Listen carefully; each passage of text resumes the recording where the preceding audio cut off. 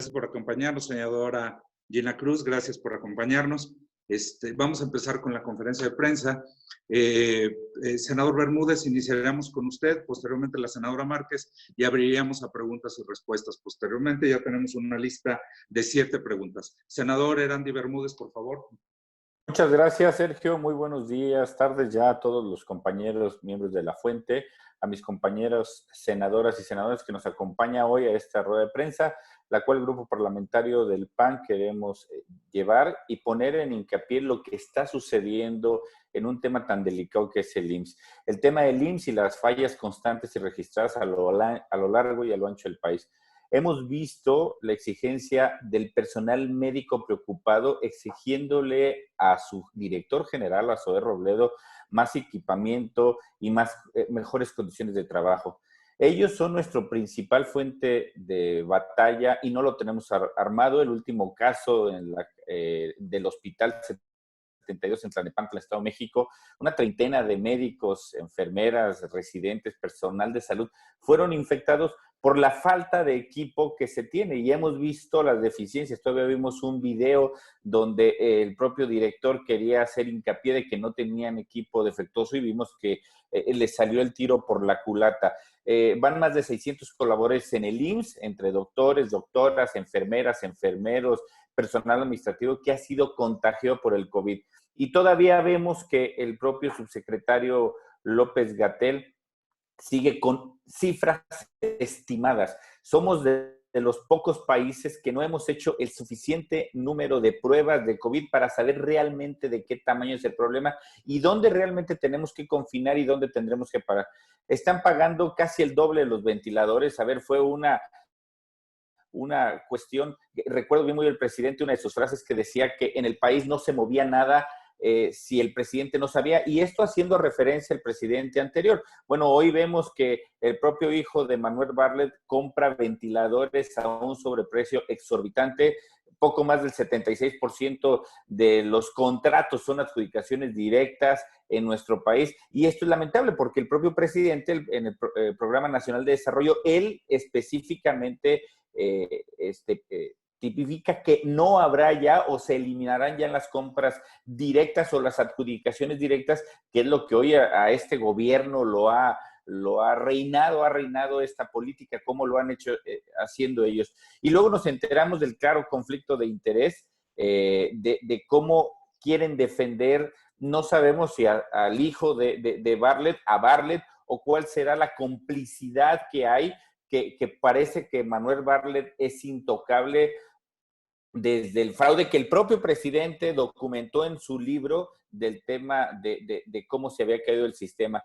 Y esto es una parte de los contratos que se le han dado al hijo de Manuel Bartlett y que no vemos con esa vehemencia que tiene la secretaria de la Función Pública, que tiene el propio presidente, que tienen los propios voceros de Morena y del presidente, a atacar la corrupción como lo han hecho a lo largo y a lo ancho de la historia, que es lo que les permitió poder llegar. Hemos visto cómo tema de la venta de los ventiladores, en el caso de Hidalgo, 1,5 millones de pesos, ponemos el claro ejemplo, Guanajuato, esos mismos ventiladores los compró a 400,000 pesos cada uno, el mismo ventilador que se vendió en 1,5 millones de pesos, el gobernador de Guanajuato lo compró a 400,000 pesos. Vemos un tema de corrupción que no tiene una explicación lógica. Por eso pedimos un acuerdo nacional donde tengamos que privilegiar y garantizar el acceso de la salud de la población, un regreso ordenado bajo protocolos necesarios para reactivar la economía y también que se pueda apoyar a todos los empresarios. Recordemos que la cuota obrero patronal de la cual el IMSS hace parte de su uso no se está viendo reflejada. Hoy vemos un grave problema con los enfermos del coronavirus, pero también con todos aquellos derechohabientes que no necesariamente tienen un problema de COVID, necesitan acceder a sus instalaciones que les cuesta al trabajador para poder atender alguna enfermedad o algún padecimiento, y hoy vemos cómo desgraciadamente lo tienen colapsado. Y es uno de los aspectos más importantes del cual nosotros nos preocupa mucho. Estas adjudicaciones directas que claramente tienen un viso de corrupción, porque no es posible que se estén vendiendo a un sobreprecio cuando en el mercado tienen un precio distinto. Con esto concluyo mi participación, Sergio.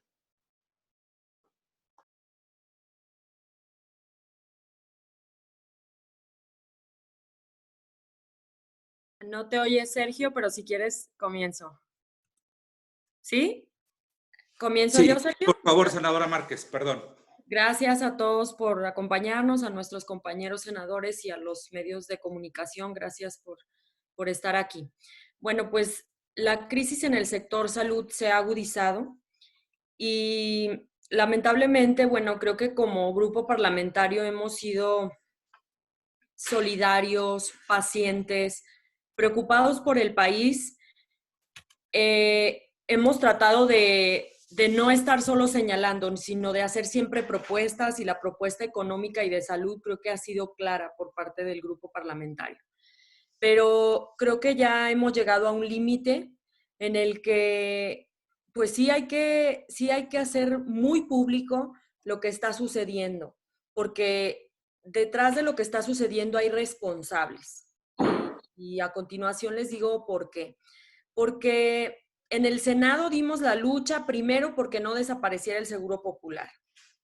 Y luego porque por decreto, antes de que el INSABI no tenía reglas, que bueno, no tiene reglas, para que continuara el Seguro Popular mientras el INSABI no tenía reglas. Entonces, bueno, este problema sigue existiendo. Y bueno, el gobierno federal sabía que venía, que era inminente la llegada del COVID a México, y aún así no le importó y siguió en pie esa idea del INSABI, que nadie sabe cómo funciona, y echó abajo el Seguro Popular. En plena fase 3 de la pandemia, el subsecretario de Salud ahorita, este día justamente, donde él mismo dijo que iba a ser el pico de la pandemia, él se burla de los mexicanos. ¿Por qué? Porque en este momento está leyendo poemas, el subsecretario de Salud, el vocero, a quien le dieron la voz para dar los datos de salud, hoy está leyendo poemas en la Secretaría de Cultura. Creo que esto es una gran burla cuando hay personas con nombre y apellido afectadas por la crisis en el sector de salud que ellos generaron antes de la llegada del COVID, como lo es, con nombre y apellido, el niño Gael, que el viernes, nada menos el viernes, se le va a quitar su segundo ojo en el Hospital Infantil de México. El niño se queda ciego y hoy el subsecretario está leyendo poemas. Creo que es una gran falta de respeto. Él a principios de abril dijo que había 26,000 casos de COVID y que había que multiplicarlo, y luego se molesta cuando los medios le preguntan si hay que multiplicar los datos que él está dando. A esta crisis se suman el desabasto de medicamentos, que lo siguen sufriendo los enfermos de cáncer. En Guadalajara, también una persona con nombre y apellido. En Guadalajara se suspendieron en el IMSS, con los datos que daba el senador Erandi, las quimioterapias. Y esa gente va a morir. Un enfermo de cáncer a quien no se le dan las quimioterapias va a morir. No hay otra expectativa, lamentablemente. Y bueno, pues hoy está faltando, concretamente para los niños con cáncer, la ciclofosfamida. Para esto estoy por presentar un punto de acuerdo en el Senado para exhortar a la Oficialía Mayor de la Secretaría de Hacienda y a la Secretaría de Salud para que garanticen a la brevedad el abasto de ciclofosfamida. Una vez más, dicen los papás de niños con cáncer, son 15 veces desde septiembre de 2018 que ha faltado el medicamento. Hemos visto imágenes desgarradoras de hospitales, de enfermos en el piso, en colchonetas, en sillas, y pues esta es una realidad por la cual Zoé Robledo tiene que responder en lo que respecta al IMSS, y el secretario de Salud por lo que respecta a la Secretaría de Salud y a los hospitales, a los institutos que son del sector salud. Tenemos un subsecretario sobreexpuesto, lee poemas, salen revistas de mucho glamour, pero no está resolviendo esta situación. Tenemos un secretario de Salud que no aparece, que muy pocas veces aparece, y bueno, lo que ya habíamos pedido es que quien hoy debería de estar rigiendo la salud, la pandemia y la salud de los mexicanos es el Consejo General de Salubridad. El gobierno federal no lo está dejando actuar, esa es una realidad. Dijeron que no realizarían acciones del 20 al 30 de abril, lo cual fue totalmente erróneo e incongruente, porque es cuando más debe de estar actuando el Consejo General de Salubridad. El presidente está manipulando para que una o dos veces se hable de este Consejo General de Salubridad, pero no debería de estar todos los días en rueda de prensa Hugo López-Gatell. Tendría que estar alguien del Consejo General de Salubridad, el presidente y el secretario, pero el consejo, este grupo heterogéneo, este grupo que integra a distintos sectores, no solo del gobierno, ellos son quienes deberían estar dirigiendo a nuestro país ante la pandemia y el presidente o el secretario de Salud no los están dejando actuar. Nada menos el rector de la UNAM dijo desconocer el acuerdo que se había publicado sobre una guía bioética que después, se desconoció. Exigimos entonces respuestas claras. En el ejercicio 2019, en el ejercicio fiscal 2019, hubo un subejercicio en el sector salud de 1,472 millones de pesos. Y aquí está el resultado. El resultado es desabasto, el resultado es una crisis en el sector salud.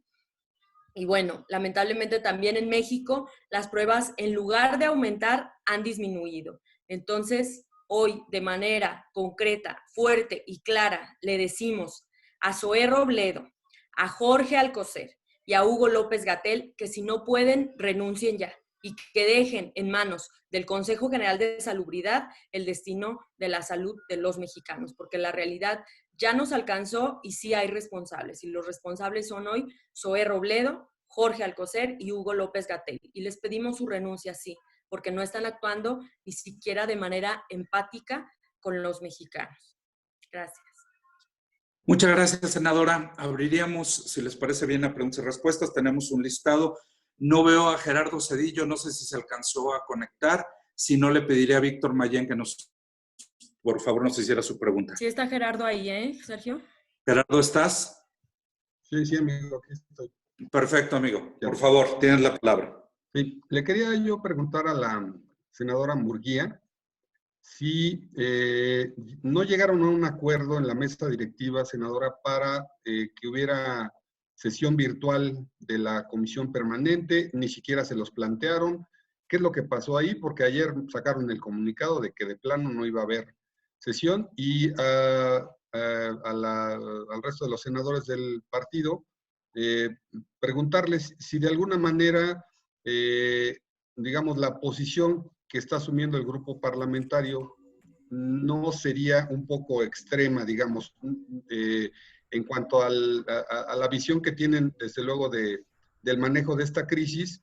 Pues a lo mejor se puede compartir o no la estrategia que esté llevando a cabo el gobierno, pero pues de acuerdo a lo que plantea López-Gatell, la curva sí se ha aplanado y hay una reducción del 75%, según dice él, y según los datos que plantea, de casos que pudieran haberse presentado a lo largo de esta pandemia.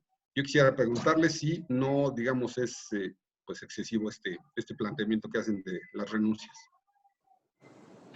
Si les parece bien, contestándole, Gerardo, efectivamente ayer hubo mesa directiva de la comisión permanente y uno de los temas fue precisamente la posibilidad de llevar a cabo una sesión virtual.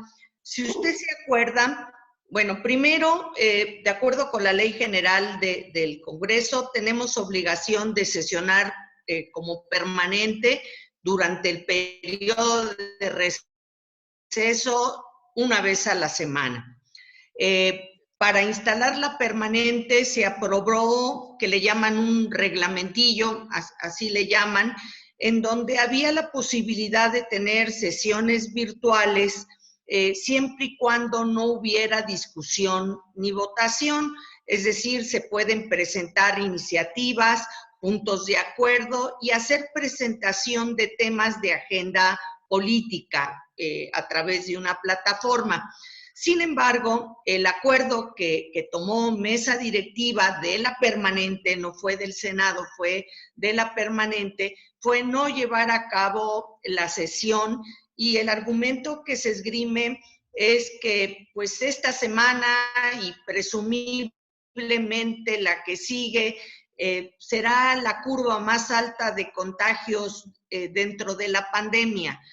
Por lo menos así se está considerando, y que se pondría en riesgo la salud del personal de Cámara, que tendría que estarle dando soporte a la plataforma, aún en caso de una sesión virtual, y posiblemente también pues el riesgo de integrantes del Senado que se había acordado que fueran con presencia, como es la presidenta, la vicepresidenta y por lo menos 2 secretarios.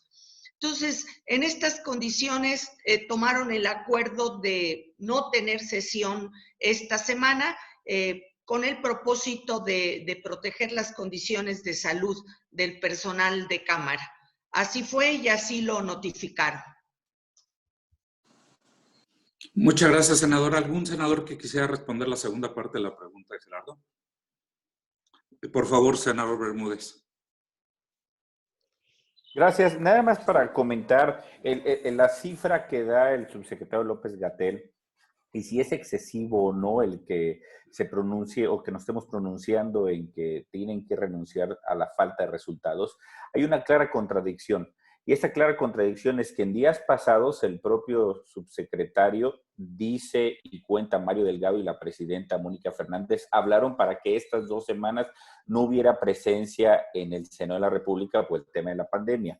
Ellos mismos dicen que estos días sería el pico. Entonces, es una gran mentira aquello que dicen que la curva se ha aplanado cuando en la cuestión política están diciendo otra cosa. Y segundo, no pueden decir algo cuando hoy vemos, por ejemplo, los hospitales en la Ciudad de México, donde tienen un claro incremento de personas contagiadas por el COVID-19 y ha ido en aumento. Y otro aspecto muy importante que yo le decía en mi exposición, Gerardo, México es de los países que menos pruebas han realizado para saber realmente dónde tenemos la mayor concentración de problema. Sabemos dónde está la mayor concentración por lo que ustedes, los medios de comunicación, han cubierto en los distintos hospitales y centros de salud y han podido documentar ustedes. Desgraciadamente, no tenemos las cifras como Estado mexicano de cuánta gente tenemos contagiada. Lo que dice mi compañera, la senadora Marta, tiene toda la razón. En lugar de estar ocupados en dotar de más equipo, de evitar la corrupción en la compra de ventiladores, de llevar todas estas acciones que ellos criticaron durante mucho tiempo y hoy estando en una frivolidad, tratando de todo poderlo cambiar con solamente discursos a través de sus mañaneras o de las redes sociales, pues nos parece lamentable. Hoy el país necesita una respuesta, los mexicanos necesitan una respuesta y necesitamos respuestas contundentes con este problema que se está llevando en México. Muchas gracias, senador. Gerardo. Víctor Mayén. Perdón, senadora Márquez. Gerardo, mira, no me parece extremo. ¿Por qué? Porque creo que lamentablemente ante esta pandemia los ciudadanos están asustados, preocupados, están en sus casas y el gobierno federal se aprovecha, como dijo el presidente, que le vino como anillo al dedo. Nada más que a quien no le está viniendo como anillo al dedo es a los enfermos de cáncer, a los de insuficiencia renal, que hoy están siendo afectados aparte de la pandemia.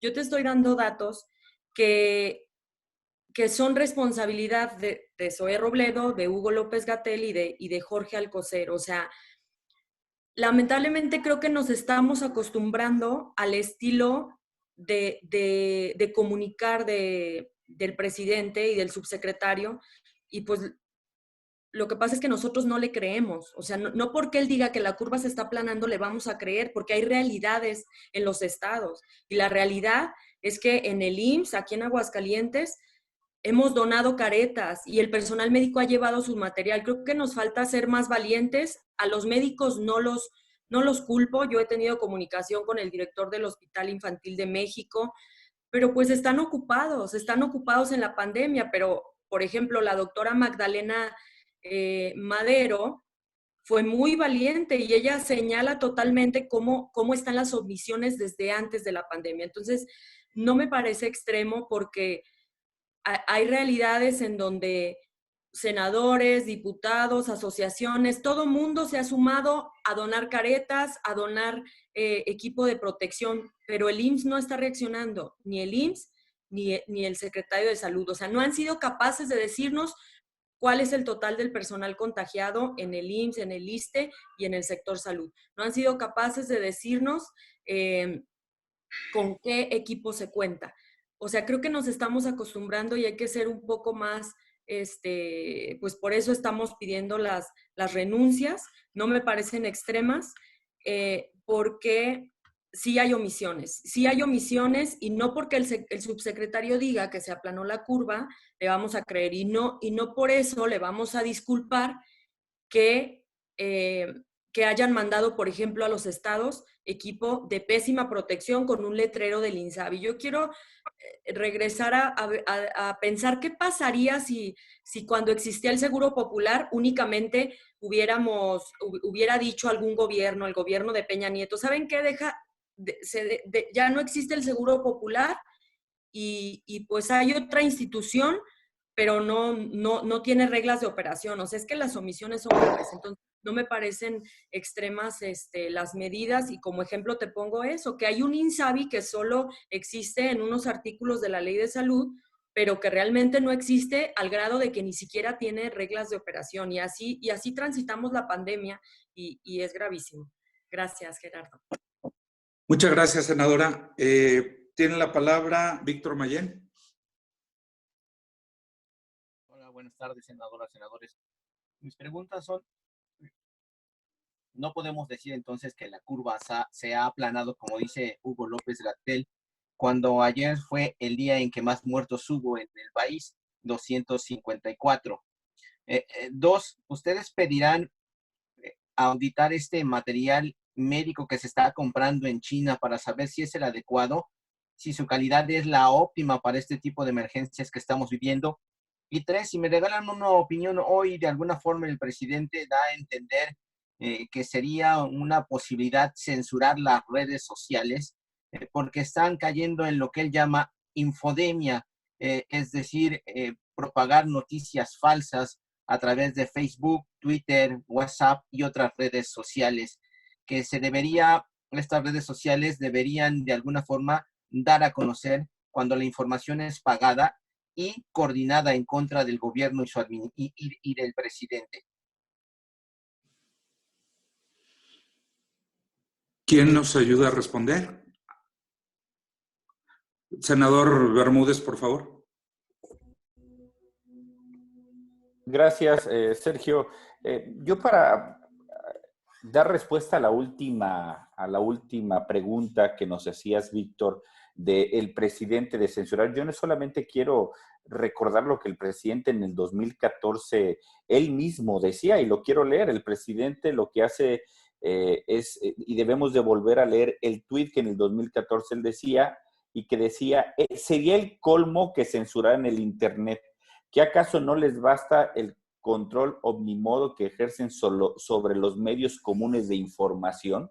Me parece muy lamentable que el presidente, hoy que está del otro lado, hoy quiera censurar a ustedes, a los medios de comunicación que están llevando toda esta información a la ciudadanía. El mismo presidente, lo sabemos, en su campaña presidencial y previo a su campaña presidencial, utilizó todas estas granjas de bots y todo este tipo de tecnología para poder influir en la opinión de los mexicanos. Y hoy el presidente cambia radicalmente la postura y lo voy a parafrasear con una frase muy coloquial que muchas veces escuchamos y que decimos: acá en mi pueblo. No es lo mismo ser borracho a ser cantinero. Ya se le olvidó de cómo era cuando estaba antes y hoy que no le favorece, pues hoy quiere tener realmente el control de la libertad de expresión. Él es el que debe de decir y decidir qué está bien y qué está mal, y todo lo que atente con lo que él piense o lo que él diga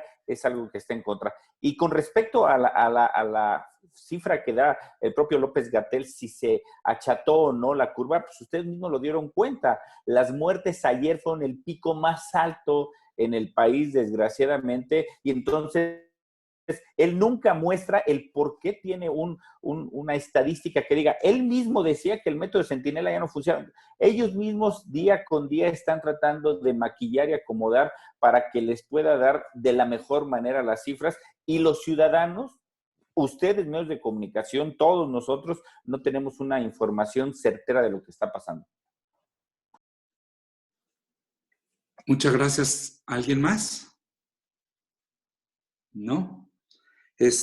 Pasaríamos entonces, no veo a Israel Aldave conectado. ¿Estás, Israel? Si no, pasaríamos entonces con Lucía Calderón. Sí, gracias. Buenos días. Ok, buenas tardes, perdón. ¿Sí me escuchan? Sí. Muy bien. Mi pregunta para los senadores en cuanto a ver quién quiere contestar. Respecto a, me salgo un poquito del tema sanitario y me voy a la parte económica. Los empresarios han planteado la posibilidad de que se aplace el pago de cuotas obrero-patronales al Seguro Social. ¿Ustedes tienen contemplado sostener alguna entrevista virtual con Zoe Robledo, con el propio secretario de Hacienda para hablar sobre este tema, considerando que el vaticinio de los empresarios está en el sentido de que ahorita está la emergencia sanitaria, pero viene la emergencia económica y están pidiendo digamos, lapso para poder atender los compromisos con los trabajadores y sus propias empresas? ¿Ustedes se plantean la posibilidad de tener una reunión con esas personas, buscarlos a estos funcionarios? ¿Quién me desea contestar, por favor?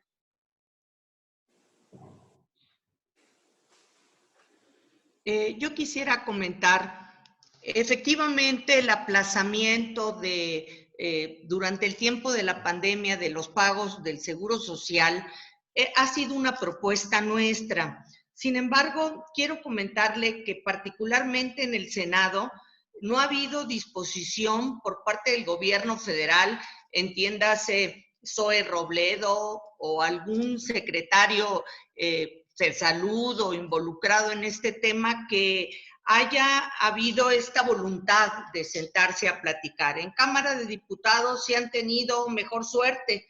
Ahí sí ha habido disposición a tener conferencias de tipo virtual, en donde pues incluso la misma oposición ha podido hacer planteamientos. Desafortunadamente, en el caso del Senado no ha habido apertura y disposición para sentarse a platicar con nosotros.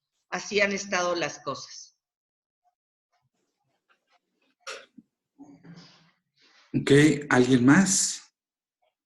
Sí, bueno, nada más comentarte. Sí, senadora, por favor. En el caso de tu servidora y concretamente para Aguascalientes, sí he dirigido escritos tanto al IMSS como al SAT con el tema. Al IMSS no fue con el tema de las cuotas, pero sí es una propuesta del grupo parlamentario del PAN. Y pues bueno, decirte que se tardan 3 semanas en responderte y la respuesta es negativa. Entonces, seguiremos insistiendo, aunque pues lo que ya pedimos es que renuncien, y esto, pues no, el personal de salud del IMSS no se atreve a decirlo y no lo va a pedir, pero está claro que no están cumpliendo con sus obligaciones. Desde luego creo que insistiremos en tanto en que se difieran los pagos de impuestos como los de las cuotas patronales y toda nuestra propuesta económica como grupo parlamentario. Perfecto. Tendría la palabra Vero Méndez.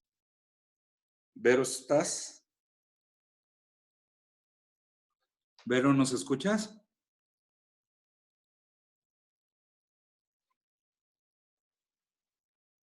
Creo que no nos escucha. No Verón. nos escucha, no nos escucha. Bueno, pasaríamos entonces en lo que se conecta Vero a Félix Muñiz. Félix, ¿nos escuchas? Es que sí está conectada, pero creo que tiene apagado el micrófono, Vero. Bueno, Ya, en lo que... ya. ¿Ya? Vero, ¿nos escuchas?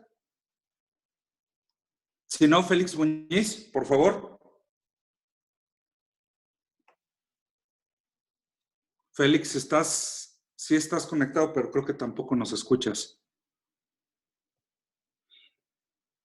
Rita Cerón, ¿nos escuchas? Aquí estoy, ¿sí me escuchan? Ah, perfecto. Vayamos contigo en lo que se conectan Félix Muñiz y Vero Méndez. Ok, nada más preguntarle a la senadora Marta Cecilia Márquez. Ella habla de una pérdida de 110 mil millones de pesos en el sector y pide que se incluya como industria esencial. ¿Hay posibilidades de que pase esto porque no lo han querido hacer el gobierno federal?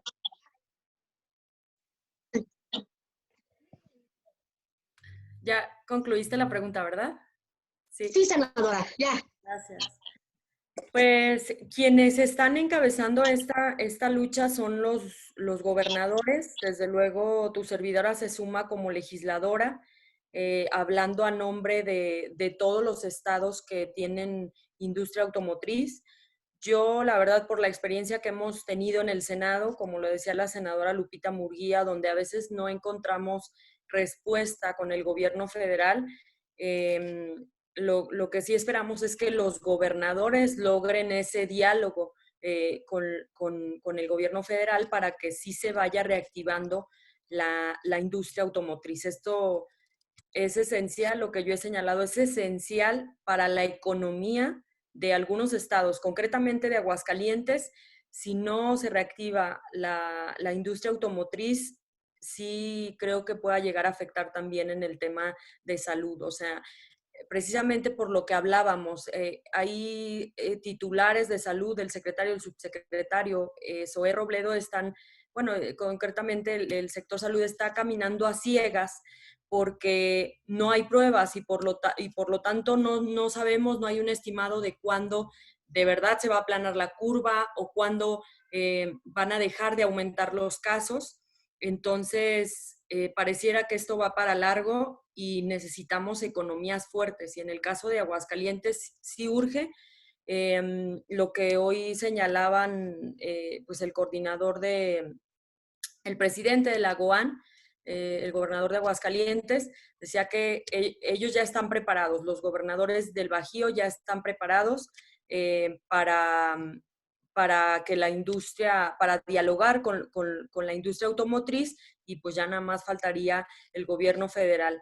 Yo creo que si los gobernadores están haciendo su trabajo, están poniendo las medidas de sanitarias y el diálogo con la industria automotriz, pues el gobierno federal lo menos que puede hacer es abrirse al diálogo y hacerlo público, ¿verdad? ¿Cómo sería esta reapertura de la industria automotriz en México? Perfecto. Muchas gracias, senadora. Tendría la palabra.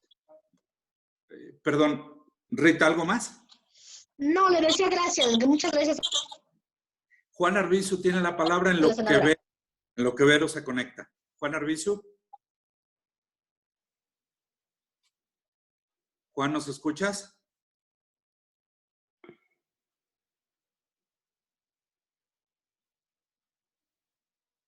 Bueno, Félix Muñiz, ¿nos escuchas?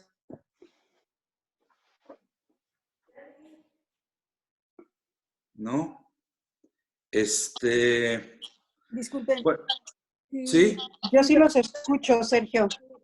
Ya. Adelante, por favor. ¿Sergio? Sí, adelante, por favor. Los escucho. Soy Vero Méndez. Hola, Vero, adelante, por favor. Quería yo cuestionarle, en particular al senador Herandi, si en este paquete de renuncias a estos funcionarios incompetentes no entraría también la secretaria de Energía, Rocío Nale, una señora que se ve que está más preocupada por su candidatura al gobierno de Veracruz en virtud de que qué casualidad que ayer impulsaron una iniciativa en el Congreso veracruzano para modificar la constitución de este estado y pueda ser gobernador alguien que no nació en esa entidad, como es el caso de Rocío Nales, que nació en Zacatecas. Y una tras otra hemos visto las pifias en materia económica, en materia petrolera. Vimos ahora la cancelación de los proyectos eólicos, un sector que debería de estar en la punta de lanza para reactivar la economía, parece que está hecho pedazos. Quiero conocer su punto de vista. Hoy tenemos a la secretaria de Energía o al secretario de Energía que ha dado los peores resultados en los últimos años a este país. No solamente el tema de hoy estar preocupada si es candidata o no. Aquí está mi compañero Yulem, que es veracruzano, y que sería una desgracia que fuera incluso candidata. Como bien lo dices tú, ella es de Zacatecas, están más preocupados por si es candidata o no, cuando, por ejemplo, hoy tenemos la pérdida más grande en Pemex, más de 562,000 millones de pesos en el primer trimestre. Es un boquete tan grande que este recurso que el presidente necesitaba para poder pagar estos programas sociales no lo va a tener este recurso. Hoy el tema de poder utilizar nuevamente el combustóleo para generar electricidad es un grave problema no solamente para el medio ambiente y para la salud, sino es un retroceso total. Y vemos cómo fue desde la Secretaría de Energía que le dieron la instrucción al SENACE. Le dieron la instrucción al SENACE sin ningún argumento técnico, sin ninguna cuestión técnica. Nos parece muy lamentable lo que está haciendo no solamente la Secretaría de Energía, el propio director de Pemex, que tienen hoy a la empresa petrolera hecha pedazos con bonos papel, bonos basura, y que serán los veracruzanos el día de mañana quienes quieran, si de por sí ahorita les está yendo pésimamente con su gobernador, digo, el estar pensando en esta situación, una frivolidad más de la gente de la Cuarta Transformación, en estar pensando todos los días como el presidente en elecciones, en cuestiones electorales, y no en asumir la responsabilidad que durante muchos años buscaron, que era estar al frente del país y realmente demostrar por qué ellos decían ser distintos. Sí, son distintos, muchísimo más distintos. Son más corruptos y más mentirosos. Senador Rementería. Sí, muchas gracias, Sergio. Un saludo a todos, a mis compañeros senadores y a todos los compañeros de los medios. Yo quisiera decir, además de agregar y suscribir prácticamente todo lo que dijo Erandi, decir que fíjense ustedes cómo plantean la reforma constitucional aquí en Veracruz. Esto es, ella que es nacida en Zacatecas, solo le bastaría con la reforma planteada ahora, que si tienes un hijo que nazca en Veracruz, eso hace ya al padre elegible. Es increíble, es realmente una barbaridad. O sea, que si el problema es que pudiéramos, alguien que no cumple hoy, pues simplemente basta con que venga su hijo o su esposa dé a luz aquí en el estado de Veracruz y con eso cumple con el requisito. Entonces, en este caso diríamos que los hijos les dan el derecho al padre para poder ser elegibles. Es como el mundo al revés, pero en fin, yo lo que sí diría es que deberían de ocuparse, más que en estar viendo en proyectos futuros, en poder cumplir con la responsabilidad que tienen, como lo decía Erandi Bermúdez. Es la peor cantidad, digamos, de dinero perdida en la historia de Pemex, de nuestro país. Y la verdad es que apunta todo a que hacia el término del año podamos estar hablando alrededor de 2 billones de pérdidas solamente en este año, en el 2020. Eso equivale más o menos a 1/3 de todo el presupuesto. Y luego, bueno, por supuesto que esto va a generar una presión en términos del costo de la deuda para Pemex, que irá escalando y escalando y subiendo, y va a ir poco a poco haciendo menos rentable la posibilidad de seguir extrayendo petróleo en nuestros pozos, porque va a costar más caro el extraerlo que solamente la partida que pagamos por intereses. Entonces, aquí la propuesta que ha sido, y es la parte que pareciera no entienden o no quieren entender, pues pura carga ideológica, tanto el presidente como la secretaria Nale, y por supuesto del agrónomo que hoy es el director de Pemex, que lo que tienen que hacer es buscar dejar de producir en aquellos campos en donde solo el sacar el petróleo les cuesta y dejarlo ahí y buscar solamente producir aquella cantidad que pudiera acercarse lo más posible a un equilibrio entre lo que cuesta y aquello en lo que lo puedes vender. La situación es complicada. Yo sé que no son todas condiciones internas. Ha habido condiciones exógenas que han provocado este problema en nuestro país, pero a estas se le han agregado de manera muy importante las muy malas políticas públicas que se están llevando a cabo en materia energética. Y a esto todavía hay que agregarle que se pretende construir una refinería. A ver, las refinerías no son negocio ya. No hay manera de que sean productivas. En todo caso, la única parte de Pemex que pudiera poder ser algo que significara alguna clase de ingreso positivo, pudiera ser en todo caso lo que es la extracción, la producción, pero la refinación, pues no. Entonces, y hoy, cuando se necesita dinero, cuando hay una emergencia sanitaria, cuando necesitamos recursos para atender a toda la población que lo requiere, darle los insumos a los médicos que están muriendo por falta de ellos, bueno, pues insisten en mantener un proyecto como la refinería de Dos Bocas.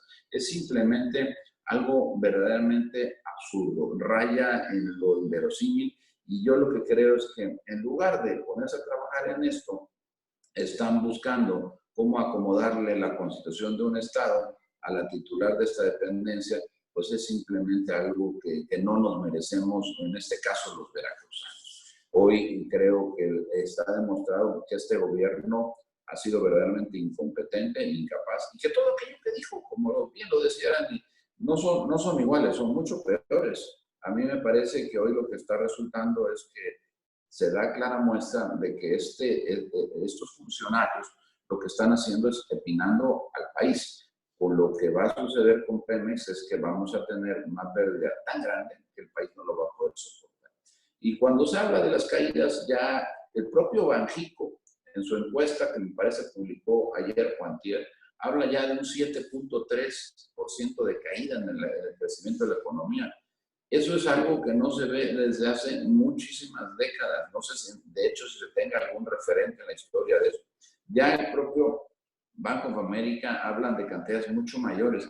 Ya no sabemos cuál sea la cifra que resulte al final del año, pero cualquiera que sea del 7% para arriba es algo verdaderamente inadmisible. Una muestra clara de que no están haciendo bien las cosas. Sin embargo, hablan de combate a la corrupción, que es falso, porque ahí está lo que está pasando precisamente en el IMSS, comprando ventiladores prácticamente casi al doble de su precio, y se llenan la boca diciendo que ese gobierno es diferente. Por supuesto que no. Y tan no es diferente a los peores gobiernos que hayamos podido tener en la historia de este país. Que bueno, el ejemplo es en donde una secretaria que claramente no ha podido con el paquete, lo que está buscando es cómo acomodar la legislación en un estado donde no nació para que se le permita competir, y luego partir de una propuesta tan ridícula como esa de, si tengo un hijo ahí, entonces yo ya tengo el derecho. Es algo que de repente pues da hasta un poco de risa. Lamentablemente es el gobierno que tenemos. Afortunadamente quedan menos días para que en el 21 ojalá la población salga y le dé a este país los equilibrios que necesita la Cámara de Diputados, para que no las ocurrencias del presidente se vuelvan leyes simplemente porque hay una mayoría mecánica que obedece, que es de vergüenza y que simplemente se postra ante las imposiciones autoritarias del presidente de la República. Muchas gracias, senador. Senadora Xóchitl Gálvez, nos quería hacer un comentario sobre la parte de energías renovables. ¿Podría activar su micrófono, senadora Gálvez? Muy concreta con esta pregunta, decirles que esta decisión del gobierno de sacar las energías renovables para quemar combustóleo, pues la verdad es un tema gravísimo para la salud. Acabo de terminar un foro con especialistas donde hay una relación entre las ciudades que mayor muerte de COVID ha representado y los niveles de contaminación. Es de llamar la atención que la Ciudad de México, a pesar de que no tiene actividad económica, ha reportado altos niveles de ozono los últimos días. Y esto viene de la refinería de Tula, que está quemando combustóleo. ¿Por qué? Porque en el afán de refinar más petróleo, aunque perdamos $12 por barril, lo que queda de esa refinación es combustóleo. Pemex solo ha podido colocar el 44% del combustóleo. No puede quedarse con el combustóleo. Entonces, por eso va a reactivar sus viejas plantas de combustóleo, que ya estaban descontinuadas en algunos casos, porque no lo puede amontonar, no lo puede almacenar, tendría que parar la refinación de crudo. Entonces, esa es la decisión. Obviamente van a venir los amparos, van a venir las demandas internacionales, porque esto viola abiertamente la ley de competencia económica. Seguramente va a intervenir COFECE y otra vez vamos a acabar pagando dinero como pasó en el aeropuerto. Finalmente los inversionistas se van a las cortes, ganan, se les paga y ya nadie habla de esto. Entonces, bueno, yo sí lo quiero dejar bien claro. La cifra que dan hoy de la cantidad de muertos que provoca el impacto del azufre, del dióxido de azufre sobre los habitantes son 14,000 muertos al año. Si le sumamos 56,000 por los malos combustibles, estamos hablando de 70,000 personas que mueren al año por estos contaminantes. Se van a morir, se mueren 10 veces más gentes que las que van a morir por COVID, según Gatell. Entonces, ese es el tema. El tema está relacionado. No solo es que quemen combustóleo, el tema es que mata a las personas. Muchas gracias, senadora. Por último, Juan Arbizu tiene un problema con su micrófono, nos hace llegar su pregunta, me voy a permitir leerla. Son dos preguntas. La primera dice, por excepción, en la pandemia, el IMSS debe privilegiar a las compras de insumos y equipos sin intermediarios para evitar sobreprecios mayúsculos. Es pregunta. Y la segunda, el uso del IMSS para extender microcréditos con cartas firmadas por el presidente Andrés Manuel López Obrador coloca al instituto en el juego electoral del 2021 como instrumento del presidente. ¿Quién nos quiere responder? Senador Rementería, por favor. Y si nos ayuda, senador Rementería, a acercarse un poquito más a su micrófono. Ahí está. A ver, me referiré primero al tema que tiene que ver con el uso faccioso, digo yo, de el nombre del presidente de los programas del IMSS. Yo me pregunto, ¿qué tiene que ver una cosa con otra? Claro que es primero es algo que ya la autoridad electoral le dijo que es indebido y han insistido en ello. Ahí lo que da muestra clara a este gobierno es de su verdadera intención. Le preocupa más lo que digan de ellos que lo que puedan hacer por los enfermos, por los doctores, por las enfermeras, por todo el que está padeciendo esta desgracia en nuestro país. Y están más preocupados por realmente tratar de salvar el nombre del presidente y de su gobierno. Yo creo que es verdaderamente un exceso lo que están haciendo con este tipo de instrumentos, que lo que están es simplemente provocando a toda la población pues una sensación de que están haciendo bien las cosas cuando claramente no lo están haciendo. Lo único que están haciendo desde, digamos que la palestra del Palacio Nacional todos los días es dividir al país. Hoy, por ejemplo, sale el presidente diciendo que hay que desaparecer las siglas Producto Interno Bruto y hay que llamarles bienestar. Dice también por ahí que tiene que simplemente pues llamarse a lo que es la espiritualidad. O sea, cosas que la verdad yo no sé si ya estamos entrando en una fase, y no estoy hablando de la pandemia, sino una fase del propio presidente, donde ya no ve la realidad de las cosas como las vemos el resto de los seres humanos en México y en el mundo. Es una desgracia lo que está pasando en el país y hoy se ocupan más por el tema electoral. Como en la intervención anterior, decía yo respecto a la Secretaría de Energía, aquí pareciera que lo que les preocupa es únicamente el tema electoral. Y es muy lamentable que eso sea así, porque México lo que necesita es unirnos, como lo ha propuesto el PAN, el que podamos tener la posibilidad de lograr un acuerdo, convocar primero y luego lograr un acuerdo nacional por la recuperación. Ya también el propio presidente del Consejo Coordinador Empresarial ya lo hizo, ya sugirió. Por todos lados hay la intención de que esto se dé. Yo no sé por qué no entiende el gobierno y el presidente que esto es lo que le urge a México y no seguir pensando en el tema electoral, en qué va a pasar más adelante, que se ponga a trabajar ya en lo que es su responsabilidad, gobernar y gobernar bien este país. Gracias, senador. ¿Algún otro senador quería comentar? Senadora Murguía, por favor. En este mismo sentido, creo que quienes hoy conforman Morena, cuando estuvieron en la oposición, reiteradamente cuestionaban el uso de los programas sociales con fines clientelares, con fines electorales. Hubo manifestaciones del hoy presidente cuando estaba en la oposición, quejándose del PRI y del manejo que hacía de los programas sociales, incluso precisando que si al PRI le quitaran los programas sociales, bueno, pues no estaría en el gobierno. Y hoy, que son gobierno y que dicen que son diferentes, caen precisamente en estos vicios que tanto cuestionaron y que fueron motivo de reclamos pues por parte de ellos. Tan es así que, bueno, pues el INE ya establece una sanción al Seguro Social por el manejo de la imagen presidencial en los apoyos que se están brindando.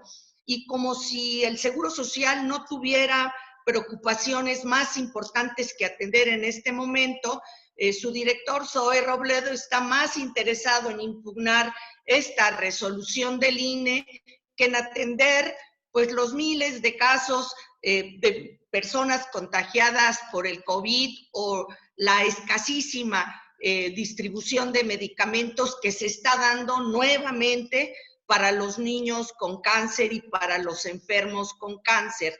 Es decir, utilizar todo el aparato del Seguro Social para dar una respuesta a lo que evidentemente es una acción proselitista del grupo de Morena, me parece un absurdo cuando ahorita lo que se necesita es atender el gravísimo problema de salud que estamos viviendo por el coronavirus y por el desabasto de medicamentos que reiteradamente se ha presentado para el resto de los enfermos. Muchas gracias, senadora. Tenemos para finalizar 2 preguntas, con eso cerraríamos. Tiene la palabra Leti Robles y finalmente Angélica Mercado. Leti, por favor. Senadores, muy buenas tardes a todos. Ya de alguna manera el senador Yulén ha dicho parte de lo que yo quiero que me contesten, que es en torno a esta resolución que acaba de dar el Tribunal Electoral del Poder Judicial para que no se pueda hacer promoción del gobierno y de la persona del presidente en los créditos que está entregando el IMSS.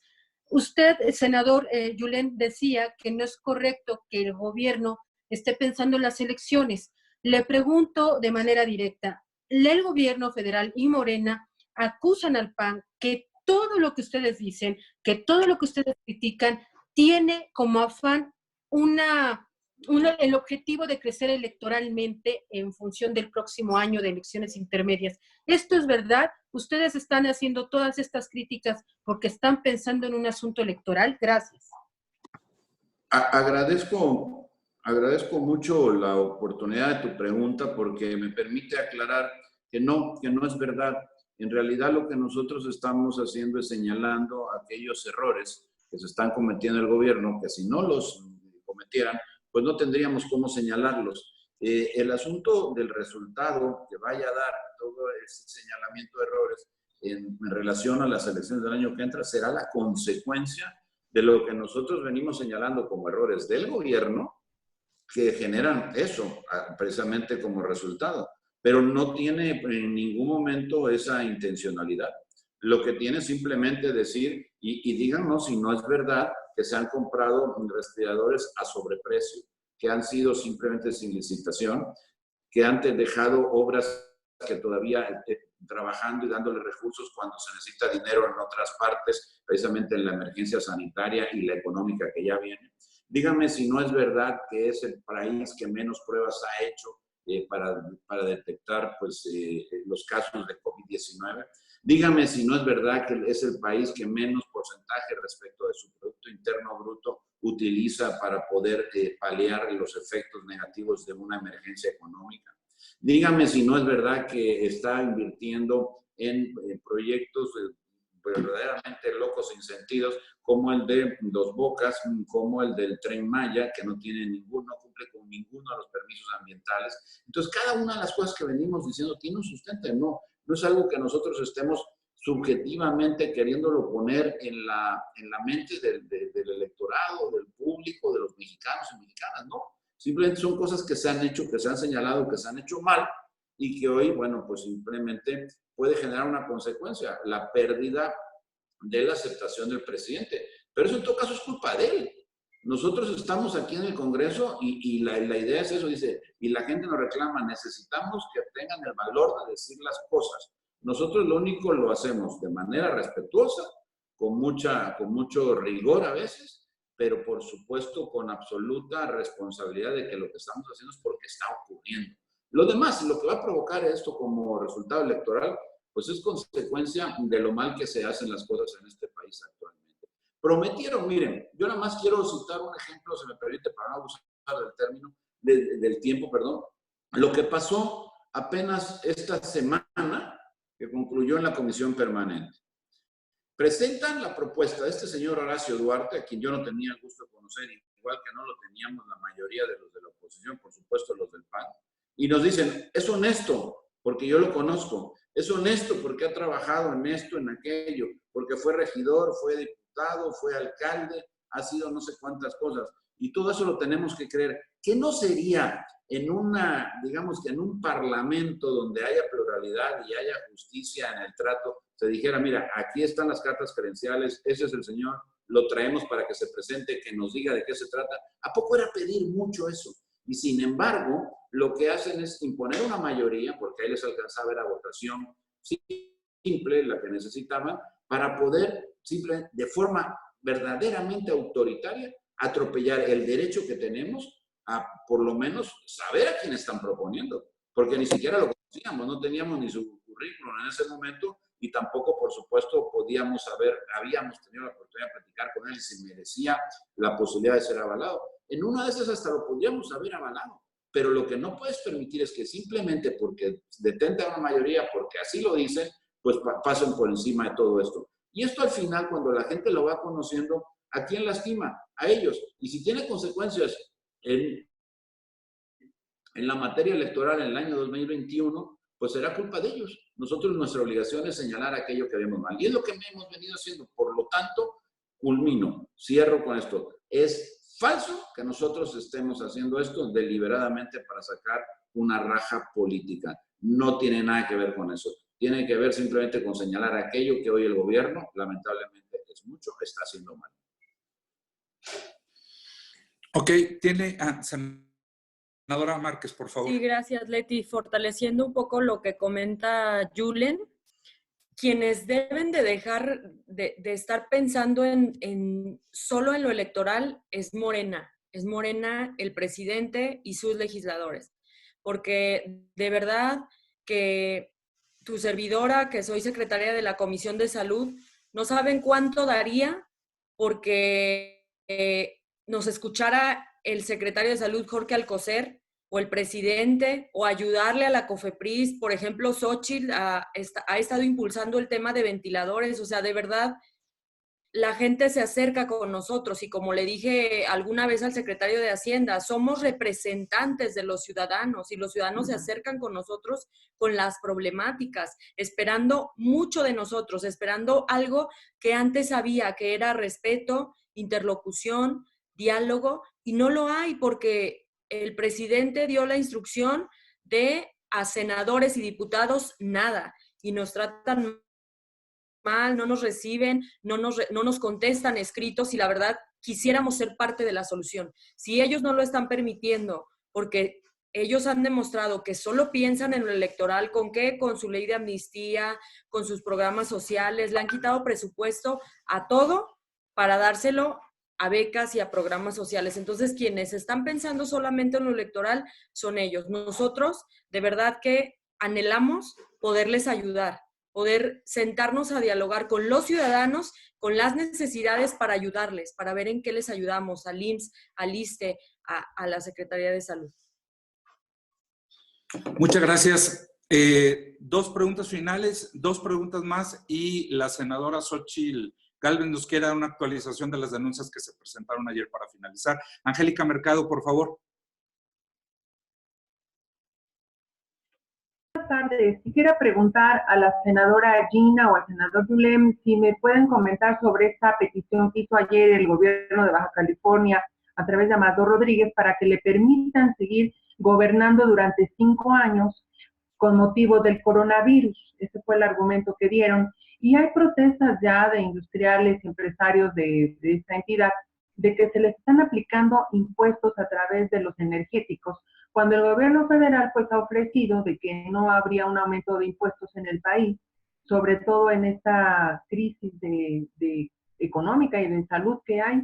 ¿Qué piensa el PAN? ¿Es una jugarreta del gobierno de Bonilla y si van a insistir en el tribunal para que no se prorrogue un mandato que no le dio el pueblo en las urnas? Gracias.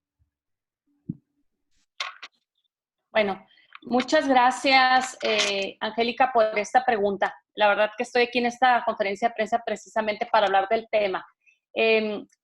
Seguramente este video que el secretario de Gobierno de Baja California, Amador Rodríguez Lozano, bien conocido por todos los medios nacionales, ¿no? Por la calidez, la calidad de funcionario que ha sido en las experiencias que he tenido. Pues seguramente es a raíz precisamente de que se dio a conocer por parte del ministro Fernando Franco González un proyecto que ya ha realizado con efecto de declarar inconstitucional la reforma, la famosa ley Bonilla, que como ustedes bien saben y conocen, una reforma que se hizo a la Constitución de Baja California una vez que ya había sido electo Jaime Bonilla como gobernador constitucional por un periodo de 2 años, a raíz de una reforma que se había hecho en el 2014, cuando ni siquiera Jaime Bonilla existía en el panorama como para ser electo gobernador. Es decir, esta reforma se hizo en el 2014 para empatar las elecciones, precisamente por el alto gasto que se hace en tener elecciones en diferentes años y poderlas empatar a las elecciones federales. Obviamente gana la elección. Al mes el Congreso de Baja California hace una reforma precisamente para ampliar el término constitucional y bueno, pues obviamente este tema ha estado en la Suprema Corte de Justicia, en tribunales, y bueno, ya se da a conocer el pasado lunes precisamente que ya hay un proyecto en el donde se va a declarar inconstitucional esta reforma que se hizo posterior a la elección. Yo creo que este video que el secretario de Gobierno lanzó en días pasados es precisamente pues con una argumentación, la verdad, que provoca un insulto a la inteligencia de los bajacalifornianos, de los mexicanos, y en este caso queriendo generar, según, y promover la imagen del gobernador de Baja California como que en este momento es el mejor gobernador de Morena que se tiene ante la pandemia que estamos viviendo, y sobre todo diciendo que esos son los argumentos por los cuales la Corte debería de dejar al gobernador en funciones por 3 años más. La verdad que es insultante este argumento, obviamente fuera de cualquier orden jurídico, y nosotros confiamos en que la Suprema Corte de Justicia, en la sesión del próximo lunes, aparentemente, en donde analizará el fondo del tema, actuará conforme a derecho y se dará, ahora sí que certeza jurídica a esta situación. La verdad que esto sería muy lamentable que fuera diferente, inclusive hablan de que confían en 4 ministros y sabemos perfectamente que hay quienes están ya haciendo las gestiones necesarias, y en este caso se habla en algunos medios que es la propia secretaria de Gobernación, Olga Sánchez, quien está siendo la cabildera para que 4 ministros voten en contra de este proyecto, y sería muy lamentable y un mensaje muy desatinado, muy lamentable a la nación, de que en este país no se respeta el Estado de Derecho y no se respeta la Constitución. Y ahorita, abonando un poquito el tema que se comentaba aquí, estamos viendo, bueno, claramente cómo, así como el gobernador Bonilla también cambió la Constitución para estar dando un informe mensual cuando el informe es anual, él ya da un informe mensual con su imagen cada mes. Estamos viendo pues la utilización de la figura del presidente para el tema de los microcréditos también, Estamos viendo también el ejemplo, lo que está sucediendo ya en el Congreso de Veracruz. Es decir, no nos queda la menor duda que este gobierno y Morena están ya en campaña, cuando ahorita lo más importante es la salud y el empleo de los mexicanos. La verdad que yo sí te quiero decir, y hoy esperando que la Suprema Corte de Justicia actúe conforme a derecho cuando ya se dé la votación sobre este proyecto que ya hizo el ministro Franco González. Gracias. Perfecto. Lucía Calderón y finalmente la senadora Gálvez. Gracias muchas gracias por permitirme preguntarles. Quiero saber nada más si el grupo parlamentario del PAN apoya la solicitud de renuncia de los funcionarios que hizo la senadora Márquez. ¿Me podrían decir, por favor, si todo el grupo parlamentario está de acuerdo con esta solicitud? Gracias. Senadora Murguía. No está su audio. Comentar con Lucía que ha sido un punto coincidente el solicitar en este caso específico, tratándose de secretarios que no han dado la respuesta que corresponde a su investidura, que no han tenido la cercanía, hay la convicción de que deben de renunciar para dejar el puesto a otros que puedan llevar a cabo un mejor desempeño. Y sí, hemos acompañado la propuesta que ha venido haciendo Marta Márquez cuando ha pedido la renuncia del secretario de Salud, de López-Gatell, y obviamente también del propio director del Seguro Social, por los malos resultados en la materia. No es arbitrario. Muchas gracias, senadora. Senadora Xóchitl Gálvez, para finalizar, nos iba a dar una actualización sobre las denuncias. Bueno, básicamente decirles que la plataforma que puso a disposición la Secretaría de la Función Pública es imposible subir una denuncia. Lo intenté toda la mañana, no contestan el teléfono que ponen ahí para cualquier apoyo, no contestan el chat que te ponen ahí para un apoyo. Lo que hice fui 2 veces a la Secretaría de la Función Pública. El PRD me dijo que alguien se las había recibido, si tienen una firma. Yo fui 2 ocasiones y me dijeron que no iban a recibir las denuncias. Se las subí por un Twitter con la liga, con las denuncias a la Secretaría de la Función Pública. No tuve ninguna respuesta. Obviamente voy a insistir a través de redes sociales, pero eso me deja claro el desprecio que tienen los funcionarios públicos de este gobierno hacia el Senado de la República. Cuando yo fui funcionaria pública, cuando un senador te requería información, tú le contestabas, tú ibas a comparecer, y creo que esa culpa la tiene la mayoría de Morena, que ha hecho que el Senado se devalúe, la verdad. Porque yo fui parte de un gobierno que tenía mayoría el PAN y le teníamos enorme respeto a las minorías, a la oposición que era el PRI en ese entonces, y la verdad es que lo que está pasando con el tema energético, pues sí amerita la renuncia de Nale y del director de Pemex, porque en lugar de gastar el dinero en salud, y eso lo dice el informe de gobierno, el informe de la Auditoría Superior de la Federación, se lo metieron a Pemex. Perdemos $12 por refinar cada barril de petróleo. Entonces, pues yo simplemente lo quiero dejar claro y yo espero que eso no sea un pretexto para que haya una respuesta. Para mí la parte más grave y delicada es que estos 2.500 ventiladores que se iban a comprar en el IMSS, por lo que sea, no se compraron. Porque la empresa tenía un giro petrolero, porque ¿qué va a pasar con los derechohabientes del IMSS que requieran un ventilador? Ahorita no hay manera de conseguir ventiladores en el mundo. Y 2, el propio presidente, bueno, los funcionarios dieron a conocer a cómo compramos los ventiladores de Estados Unidos. Pues está entre 400 y 700 mil pesos cada ventilador.